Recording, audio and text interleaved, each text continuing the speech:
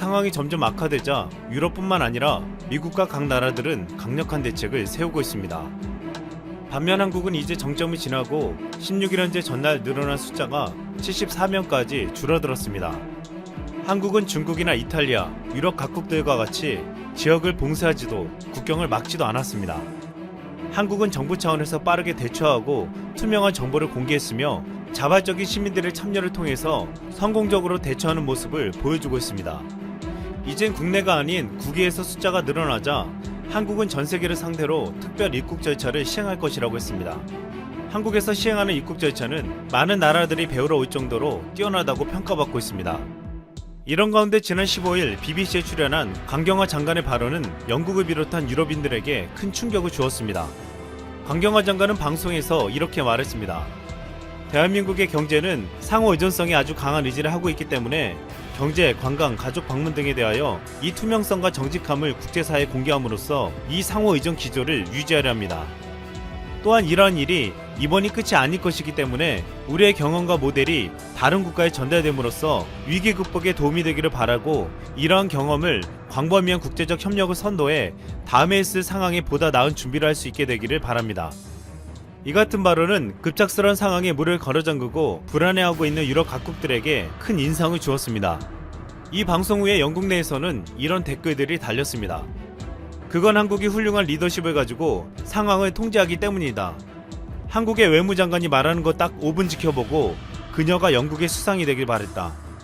나는 그녀가 말하고 어떻게 소통하는지에 대해 믿기 힘들 정도로 인상적이었다. 그녀는 명확하고 명료하다. 영국 보건장관 행콕의 말을 들어봐라. 명확하지도 않고 말도 안 되는 소리다. 전 세계에서는 이제 한국의 모델을 따르자는 말이 연이어 나오고 있습니다. 초기에 이탈리아와 한국은 비슷한 양상을 보였습니다. 하지만 두 나라의 대응 방식은 뚜렷하게 달랐습니다. 한국은 투명한 정보 공개 시스템을 토대로 대규모 테스트를 시행하는 등 정면 대응 방식을 택했습니다. 반면 이탈리아는 어느 순간 테스트 대상을 좁히고 대신 발병 지역을 봉쇄하는 쪽으로 움직였습니다.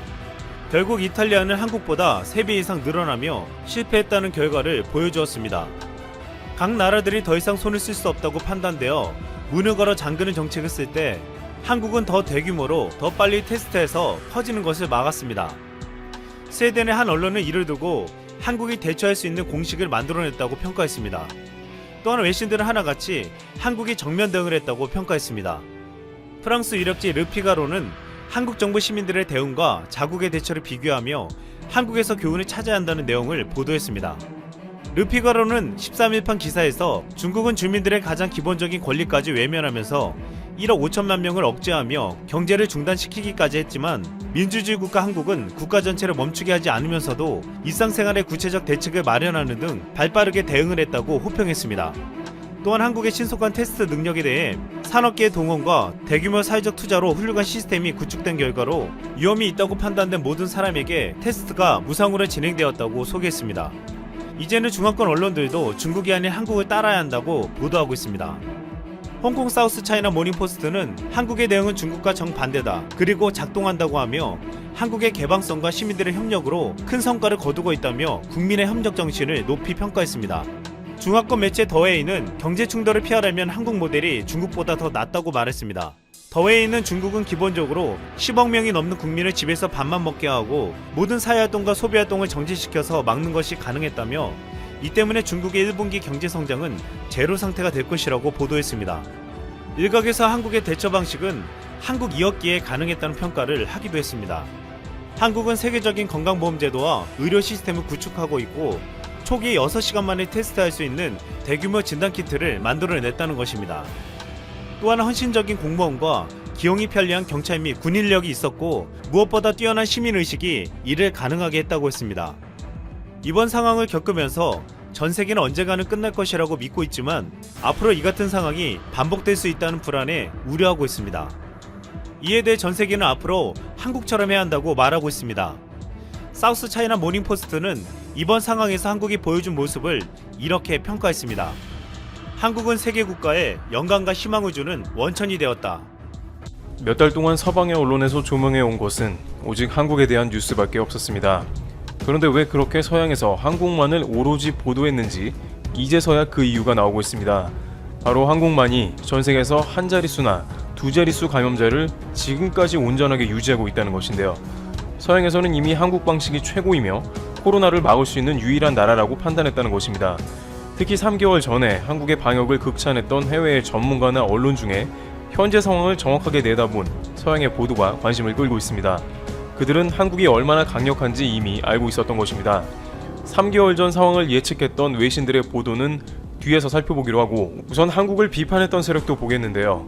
해외에 사는 한국인들은 한국 사람들이 한국이 얼마나 안전한지 잘 모르는 것 같다면서 황당해하기도 했습니다. 특히 교민들은 해외에선 극찬하는데 한국만 한국을 욕을 한다며 신기하다는 반응을 보였습니다.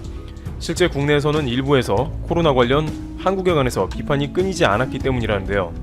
K-방역이 최고라는 말이 있지만 국내외에서 한국이 과연 최고라는 말을 하기는 어렵다면서 주변국인 중국도 코로나를 잠재웠으며 일본과 한국은 비슷한 확진자 숫자를 보였다는 것입니다.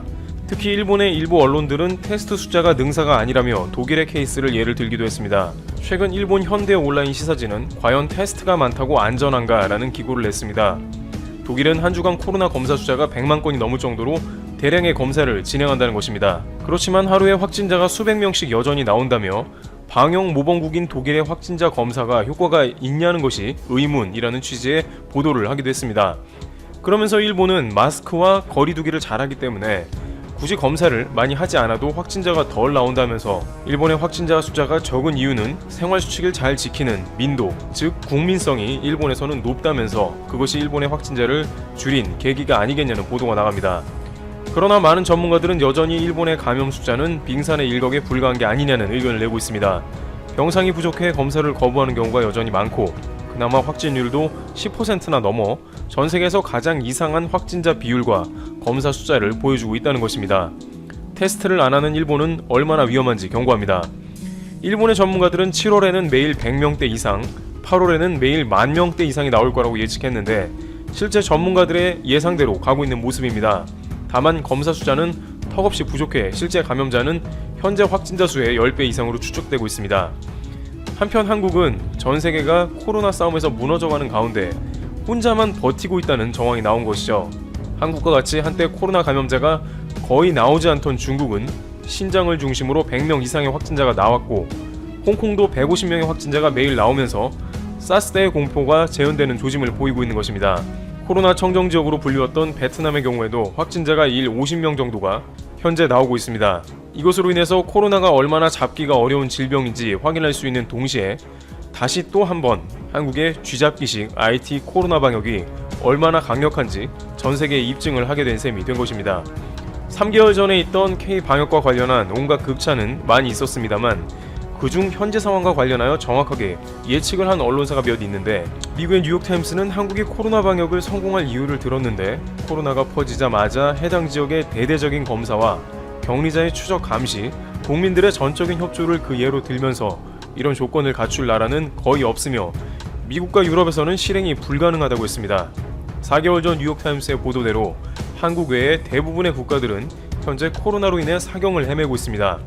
특히 주한 미국 대사관은 한국은 하루 만에 검사 결과가 나온다며 빠른 결과가 나오기 때문에 확진자들이 돌아다니지 않고 차분하게 대응할 수 있어 감염 확대를 방지하고 있다고 극찬했습니다. 일부 주한 미국 대사관 직원들은 미국에서 한국으로 가족을 불러들이는 이색적인 모습을 보이기도 했습니다.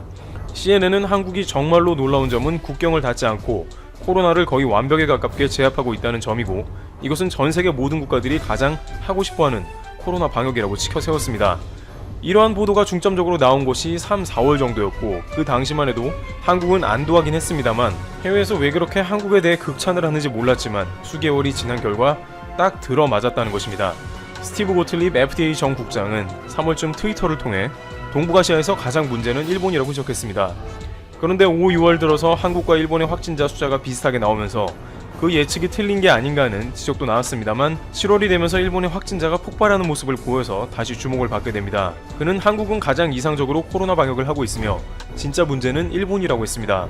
그러면서 일본은 동북아시아의 감염 클러스터가 될 수 있어 매우 위험하다고 진단한 것입니다. 현재 일본 정부는 한국과 경제인 및 유학생부터 해서 점차 여행객도 교류하자는 의견을 내고 있는데 일각에서는 일본과 지리적으로 가까운 한국이 일본의 국경 개방을 본격적으로 하기 시작하면 감염자가 폭발적으로 늘어나게 되는 원인이 되는 게 아니냐는 의혹을 제기할 정도로 우려가 됩니다. 수개월 전에 미국 전문가는 이미 그러한 점을 예상했고 일본을 경계해야 한다고 강력히 주장한 것이죠. 그렇지만 일본 정부는 한국과는 다르게 현재 상황을 낙관하며 뒷짐을 지고 있는 모습이 나오고 있습니다. 방역을 강조하면서도 여행을 장려하는 고투 트래블 정책을 시행하면서 짐진 모른 척을 하는 것입니다.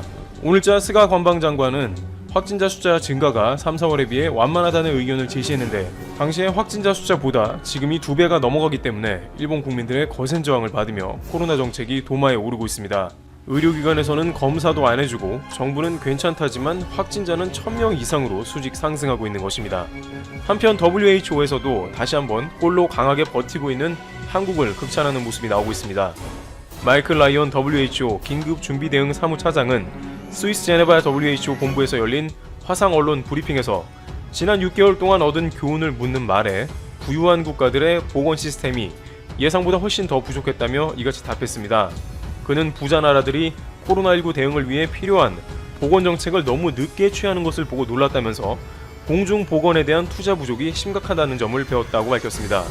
그러면서 한국의 예를 들었는데요. 한국과 같이 바이러스를 극적으로 통제하는 것이 가능하다며 사회적 거리두기나 감염 수칙을 준수해야 한다면서 한국의 방역을 모범 사례로 제시하기도 했습니다. 그런데 한국의 이런 빠른 속도의 방역은 무려 작년 12월로 돌아가야 답을 찾을 수 있을 것입니다. 한국은 중국 내에 바이러스가 발병했다는 가정을 하고 국내에서 어떻게 대처할 것인지 이미 작년에 예상하고 질병본부에서 관련 시뮬레이션을 마친 것입니다. 그런데 진짜로 중국에서 12월경 우한에서 코로나 바이러스가 등장했으며 한국의 질병본부센터는 시뮬레이션을 바탕으로 대대적인 테스트에 들어가며 감염을 통제해 나간 것입니다. WHO가 다른 나라도 한국처럼 감염을 억제할 수 있다고 말은 하지만 한국처럼 하기는 쉽지는 않은 이유인 것입니다. 미리 위험을 알고 대처한 한국은 다른 나라보다 이미 반년을 앞선 코로나 방역이 시작된 셈인 것이죠. 여름이 되면 코로나가 잦아들고 감염자가 꺾일 것이라는 예상과는 달리 각국은 코로나 확진자 신기록을 세우며 엄청난 확산에 당혹감을 감추지 못하고 있습니다. 그러나 한국은 오히려 7월에 해외발 확진자들을 제외하고 국내 확진자들을 특유의 티끌까지 추적해내는 방식으로 코로나 확산을 최대한 막아내고 있는 모습을 보입니다. 그 결과 한국은 OECD 국가 중 가장 높은 경제 성장률인 마이너스 3%를 보이고 있으며 주요 선진국보다 몇 배 이상으로 선방하며 경제를 꾸려가고 있습니다. 미국은 그의 10배인 마이너스 30%를 보여 미국 경제에 적신호가 켜진 상황입니다. 한국은 코로나에 대해 여전히 긴장감을 늦추지 않고 비판 여론도 있으나 세계에서 가장 독보적인 수치를 보이며 주변 국가들의 끝없는 부러움을 사고 있습니다.